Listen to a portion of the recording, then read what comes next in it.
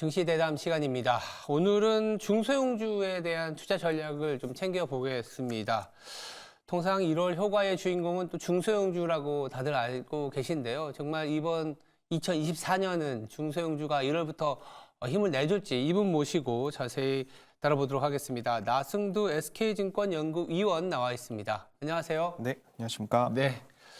1월 둘째 자, 2주차가 시작이 됐습니다. 중소형주에 대한 얘기를 좀 해볼 텐데요. 오늘의 좀 주제를 보면서 같이 많은 얘기들을 좀 나눠보도록 하겠습니다.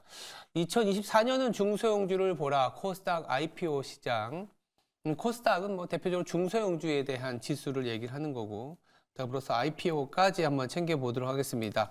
2024년을 얘기하기 전에 2023년의 중소형주도 또 어땠는지 리뷰를 통해서 올해는 또 어떤 흐름이 전개될지 챙겨볼 필요도 있거든요. 지난해 중소형주는 좀 전반적으로 어떤 평가를 내릴 수 있을까요? 아마 투자자분들이 체감하시는 것도 있으시겠지만 네. 사실 작년에는 중소형주가 상당히 좀 재미없다고 느껴지셨을 겁니다. 네. 실질적으로 지수 상승률을 좀 살펴보면 코스피 같은 경우에는 1년 동안 18.7% 상승을 했었고 네. 그 와중에도 코스피 대형주가 20% 넘게 상승하는 모습을 보였었고요. 코스닥 같은 경우에도 1년 내내 27.6% 상승을 했는데 코스닥 대형주는 거의 50% 가까이 상승을 했습니다. 그러니까 전체 지수에서 시가총액 상위에 있는 대형주 지수가 더 큰 상승률을 기록했다라는 것 자체가 바꿔서 이야기하면 중소형주는 그만큼 좀 부진했다라고 볼 수 있을 것 같고요. 실제로 코스피 중형주나 소형주 그리고 코스닥 중형주, 소형주들도 많이 상승하긴 했습니다만 한 10% 내외 상승에 그치면서 대형주보다는 좀 중소형주가 재미없었다. 좀 이렇게 볼 수 있을 것 같습니다. 좀 재밌는 점은 예. 이런 수익률이 거의 대부분 다 상반기에 나왔다라는 거고요. 또 이미 다 알고 계시는 것처럼 작년에 지수가 한 7월, 8월을 기점으로 해서 좀 상당히 큰 폭의 조정을 좀 받았었고 네. 10월 이후에는 이제 조정받았던 지수가 어느 정도 회복되는 그런 국면이었기 때문에 하반기에는 그래도 좀 비슷한 어느 정도 수준을 유지했던 그런 반면에 상반기 때는 연초 대비 좀 지수가 상승을 하면서 상반기 때 거둔 수익률이 거의 대부분 이제 연간 수익률 정도였다라고 볼 수 있을 것 같습니다. 좀 섹터별로 나눠서 보면 예. 세부적으로 좀 나눠서 본다고 한다면 특히 코스닥 같은 경우에는 화학이랑 반도체 섹터가 상당히 좀 두각을 나타냈는데요. 예. 화학 같은 경우에는 가장 대표적인 종목으로 에코프로를 꼽을 수가 있을 것 같고요. 반도체 같은 경우에는 가장 대표적인 종목으로 이제 HPSP를 꼽을 수 있을 것 같습니다.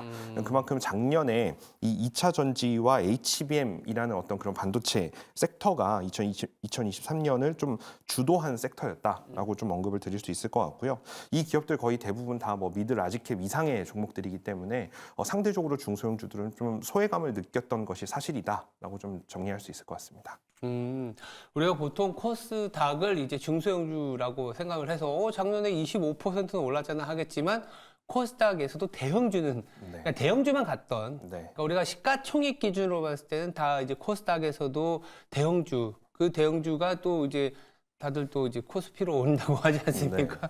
그런 상황이기 때문에 상대적으로 이 코스피와 코스닥에 있는 중소형주들은 작년에 조금 소외되는 그런 영향이 있었고 그런 결과가 있었고 특히나 또 상반기에만 좀 올랐다가 하반기에는 좀 재미없는 장이었다. 그러다 보니까 올해 1월에 대한 기대가 높은 이유가 그렇게 소외를 받게 되면 소외를 받았던 이유가 나올 거고 그럼 주가는 또 하락을 했으니까 오히려 다시 또 조금 기대 영역으로 넘어가지 않겠냐. 특히나 1월에는 또 수급적인 뭐랄까요? 뭐 우호적인 결과들이 항상 있었기 때문에 1월 중소형주 뭐 코스닥도 그렇고 코스피 내에 있는 중소형주에 대한 기대감들이 좀 있거든요.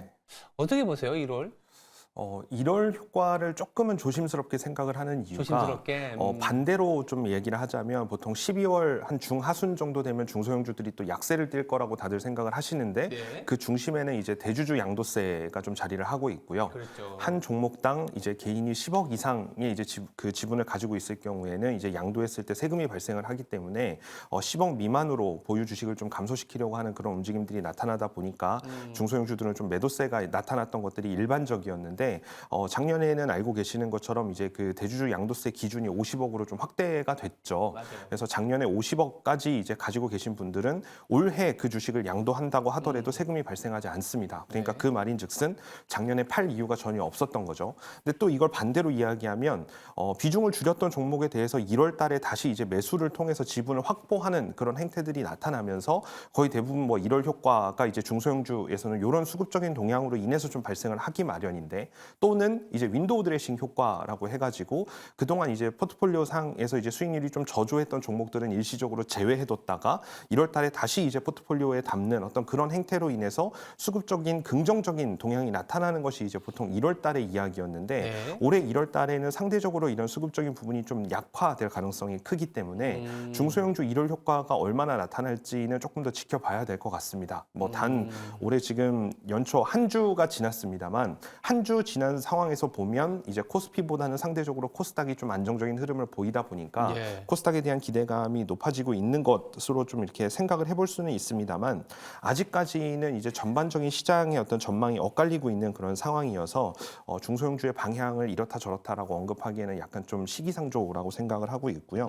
다만 이제 작년에도 나타났던 행태가 올해도 좀 비슷하게 나타날 거라고 생각되는 것 중에 하나는 이제 주도 섹터나 주도 기업들의 편승하는 그런 중소형주의 움직임은 계속해서 좀 나타날 거다라고 생각을 하고 있고요. 네. 아마 가장 대표적인 게 올해 시장에서 가장 많이 기대하고 계신 부분들이 아마 금리 인하를 언제 할 거냐, 그렇죠. 얼마만큼 할 거냐, 그것 때문에 위험자산 선호 심리가 어떻게 나타날 거냐에 대한 부분일 텐데 이 금리 인하로 인해서 기대되는 섹터가 아무래도 가장 많이 언급되는 게 반도체 2차 전지, 바이오 정도를 꼽을 수 있다 보니까 이쪽 섹터에 해당되는 중소형주들은 계속해서 좀 강세를 나타낼 걸로 좀 생각을 하고 있습니다.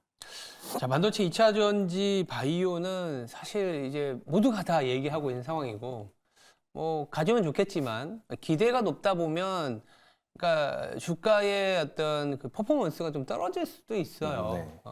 아무도 모르고. 네. 그러면 이제 우리가 이제 반도체 2차 전지, 그리고 제약 바이오 말고, 보통 연초에 나온 얘기보다 생각보다 다크호스라고 해야 되나? 네. 아니면 틈새라고 해야 되나? 네. 조금 챙겨볼 만한 섹터나 뭐 아이디어도 있을 것 같은데 혹시 있을까요? 완전히 이 섹터를 벗어났다가는 요즘에 그 작년부터 계속 나왔던 신조어죠. 뭐 포모라고 해가지고 다른 사람들은 다 가지고 있는 소외되는 종목들을 내가 안 가지고 있어서 리스크. 그런 리스크들이 있을 수 있기 때문에 네. 완전히 벗어날 수는 없을 거라고 생각을 하는데 이제 기존의 반도체 섹터에서 좀 주도했던 그런 방향들이 이제 HBM이라든지 네. 그리고 인공지능에 대한 이야기가 나오지만 사실 이 부분을 조금 더 확대해서 생각을 해보면 네. 결국에는 전력의 소비가 많아지고 데이터의 소비가 많아지는 어떤 그런 형태가 되기 그치. 때문에 네. 뭐 전력 반도체라든지 그다음에 이제 통신의 비중, 특히 우리나라 같은 경우에는 광통신망의 보급이 워낙 잘 돼 있기 때문에 통신의 어려움을 잘 못 느끼지만 예. 가까운 뭐 이웃 나라나 뭐 유럽이나 미국 같은 데 여행 가셨을 때 데이터 안 되고 통신 안 돼 갖고 답답함을 느끼시는 분들이 분명 있으셨을 거란 말이죠.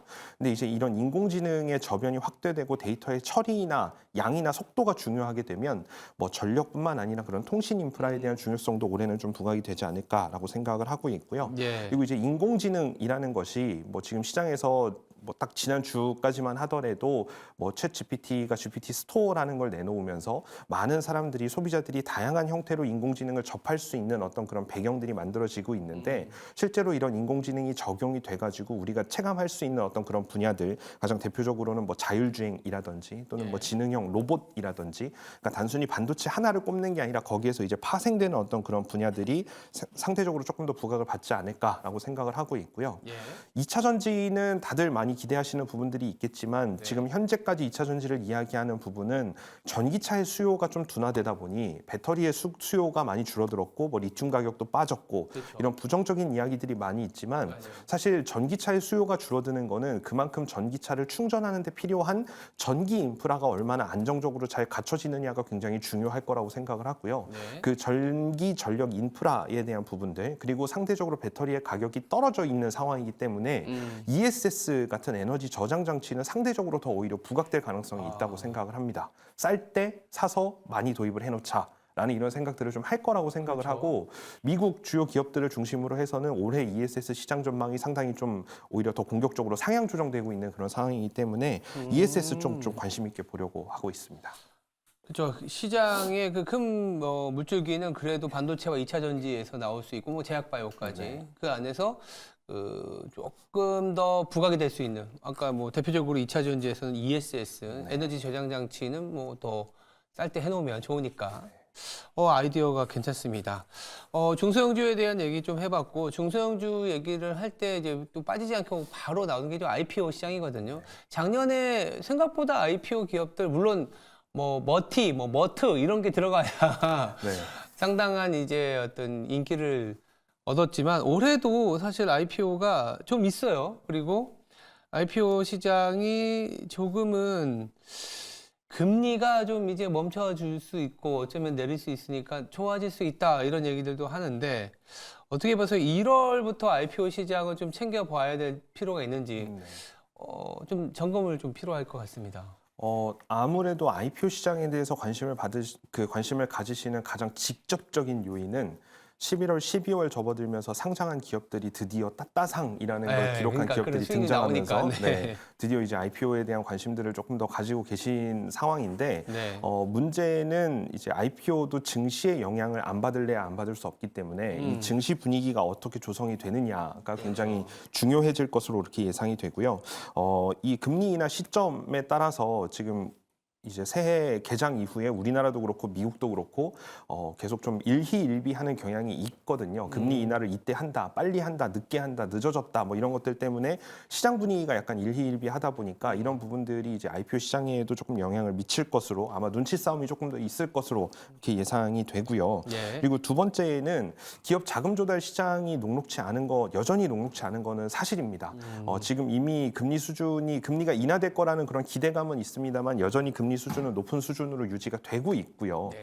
이 조달 금리라는 것들이 조금 더 낮아지면서 투자자들이 이제 투자를 하는 기업들에게 요구하는 그런 요구 수익률 자체가 조금 레벨이 낮아지려면 어느 정도의 좀 기간, 어느 정도의 텀은 좀 둬야 될 것으로 이렇게 예상이 되기 때문에 당분간은 조달 금리가 굉장히 높은 수준에서 유지가 될 것이라는 점을 생각해 보면 중소형 기업들은 올해도 많이 IPO를 시도할 것으로 좀 그렇게 예상을 할 수 있습니다. 다른 데에서 자금을 조달하기가 녹록치 않다 보니까 상장을 할 수 있는 여건이 되는 중소형주들은 이렇게 공격적으로 좀 증시에 도전할 가능성이 있다라고 좀 생각이 되고요.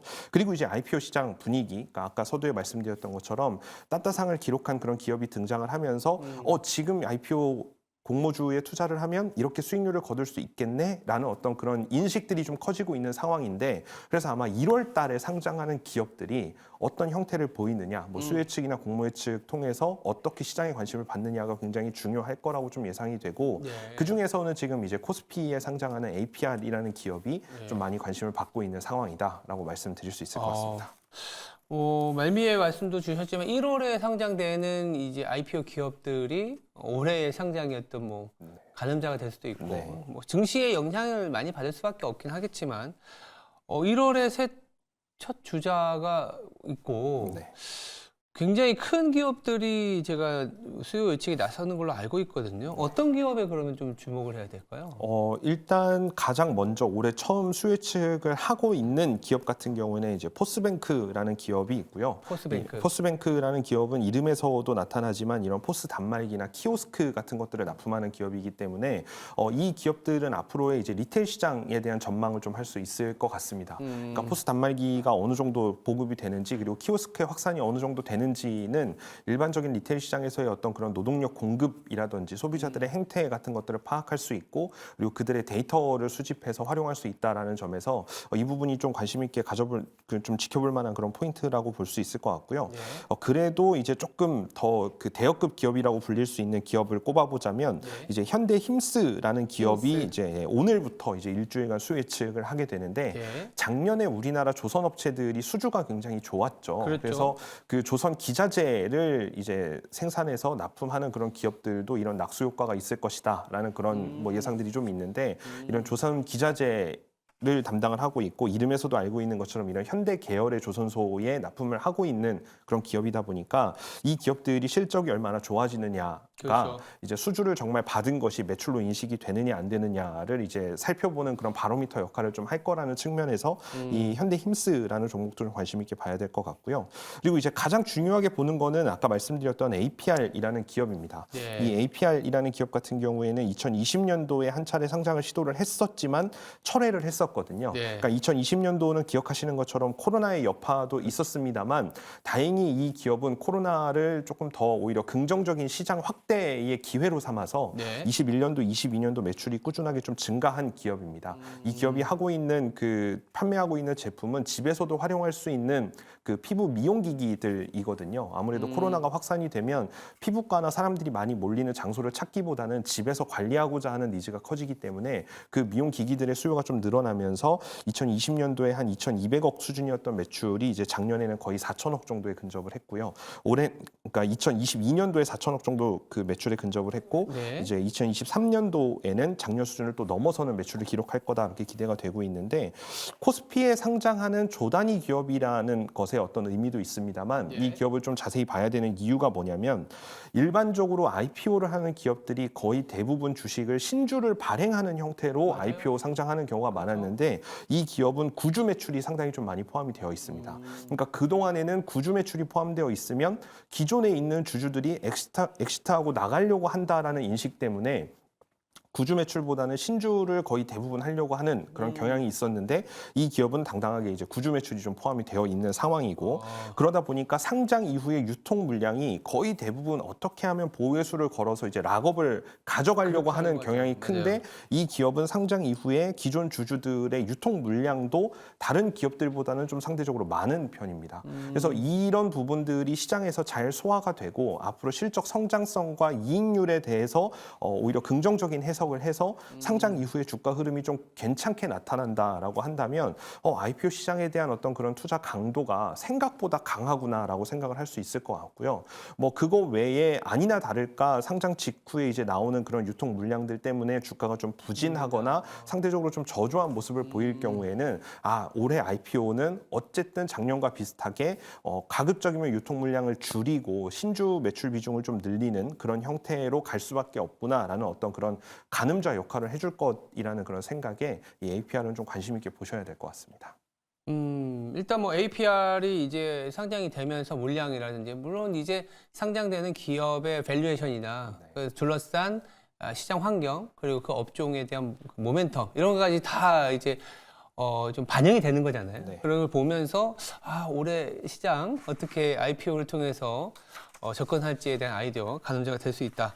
그다음에 마지막으로 짧게 1월에 우리가 좀 놓치지 말아야 할 중소형 선호주가 있을 것 같거든요. 네. 이 부분만 얘기하면서 전략까지 한번 간추려 보겠습니다. 네, 아무래도 작년도 그렇고 올해도 그렇고 주도 섹터나 그리고 주요 이벤트 쪽에 관심들이 많아지다 보니까 당장 1월 달에는 이제 CES에 대한 이야기가 이번 주에 계속 나올 걸로 좀 예상이 되고요. 그리고 그렇죠. 뭐 JP모건 헬스케어나 그리고 다음 주에는 이제 갤럭시 언팩 행사 같은 것들이 있고 그리고 애플 같은 경우에도 비전 프로라고 하는 그런 XR 기기, 가상현실 기기 이런 것들을 좀 그 출시를 앞두고 있는 그런 상황이다 보니까 뭐 1월 달에는 IT에 대한 관심이 계속해서 좀 높아질 거다라고 생각을 하고 있습니다. 예. 특히 CES 같은 경우에는 뭐 다들 알고 계시는 부분들이지만 이제 전동화에 대한 부분들이 계속해서 좀 두각을 나타낼 거라고 생각이 되고요. 그 전동화라고 한다면 우리는 전기차라고 생각을 하지만 이제 일반적으로 자율주행 로봇이라든지 우리가 예상하지 못했던 그런 모빌리티의 확산 그리고 이제 그 에너지를 어떻게 공급할 거냐, 그 전기를 어떻게 공급할 거냐에 대한 에너지원으로서